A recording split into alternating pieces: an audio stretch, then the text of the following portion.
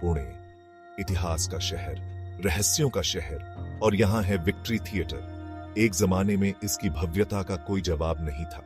इसके हॉल में हंसी गूंजती थी, तालियां इसकी नींव हिला देती थीं, भीड़ इसके दरवाजे पर टूट पड़ती थी, जादू का स्वाद चखने के लिए बेताब। अब विक्ट्री खामोश खड़ा है, एक भूला हुआ युग और उसका ये टूटा हुआ अवशेष। इसकी मखमली सीटें फटी हुई हैं और रंग उड़ चुका है। धूल भरी बालकनी सजी हुई है, हवा में भारीपन है, भूले हुए सपनों के वजन से भरी हुई। लेकिन कुछ लोग कहते हैं कि विक्ट्री वास्तव में खाली नहीं है। स्थानीय लोग कहानियां सुनाते हैं, रात के सन्नाटे में अजीब आवाजों की कहानियां, बिना वजह ठंडे स्थान और परछाइयों की झलक। वे कहते हैं कि विक्ट्री अपने अतीत को थामे हुए है, एक ऐसा अतीत जो जाने नहीं देना चाहता।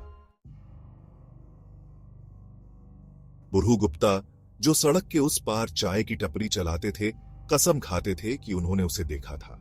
सफेद साड़ी में एक औरत पूर्णिमा की रात को बालकनी में घूम रही है। उसका दुख, वे कहते थे, साफ महसूस होता था। एक भयानक एहसास जो आपकी रीढ़ की हड्डी को कंपा देता था। दूसरों ने बेजुबान फुसफुसाहट की बात की, हल्की गुनगुनाहट, जैसे किसी भूले हुए दर्शक की गूंज।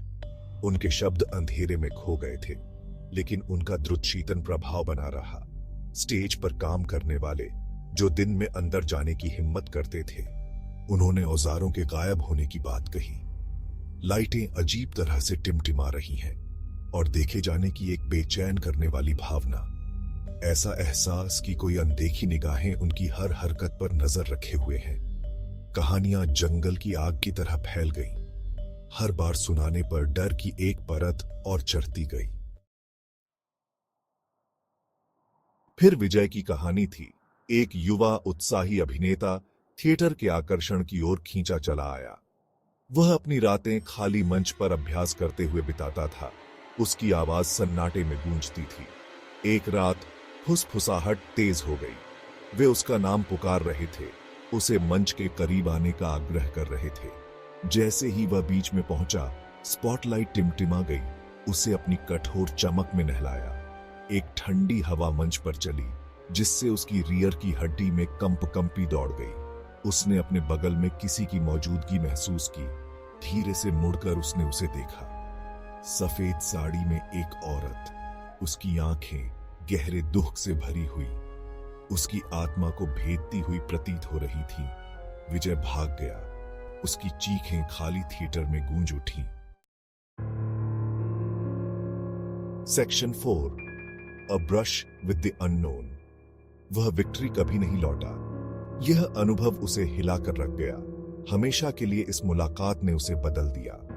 विजय की कहानी एक स्थानीय किंवदंती बन गई, एक शिक्षाप्रद कहानी जो धीमे स्वर में सुनाई जाती थी।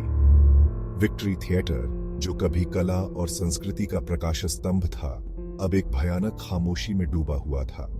इसके एक समय के स्वागत करने वाले दरवाजे अब निषिद्ध लग रहे थे, रहस्यों की रखवाली कर रहे थे, जिन्हें सबसे अच्छा अबाधित छोड़ दिया गया था। फिर भी अज्ञात का आकर्षण एक शक्तिशाली शक्ति है। जिज्ञासा ने लोगों को थिएटर की ओर आकर्षित किया, इसके प्रेतवाधित अतीत के किस्से सुनाए, दूसरी तरफ एक झलक पाने की संभावना के लिए तैयार। विक्ट्री अपनी खामोशी में एक कैनवास बन गया था, जिस पर लोगों ने अपने डर और आकर्षण को चित्रित किया था।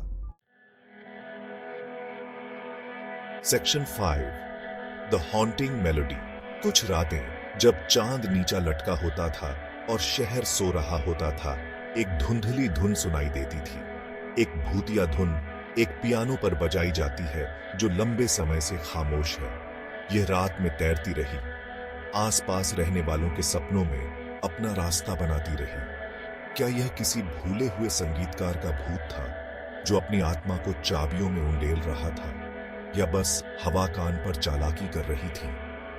स्रोत जो भी हो, धुन ने थिएटर की रहस्यमयता में एक और परत जोड़ दी। यह एक अनुस्मारक था कि कुछ कहानियां, कुछ रहस्य समय के साथ खामोश होने से इनकार करते हैं। Section 6, the show goes on. Victory theatre समय के अथक मार्च के एक निराशाजनक अनुस्मारक के रूप में खड़ा है। एक मूक प्रहरी अपने रहस्यों की बारीकी से रखवाली करता है।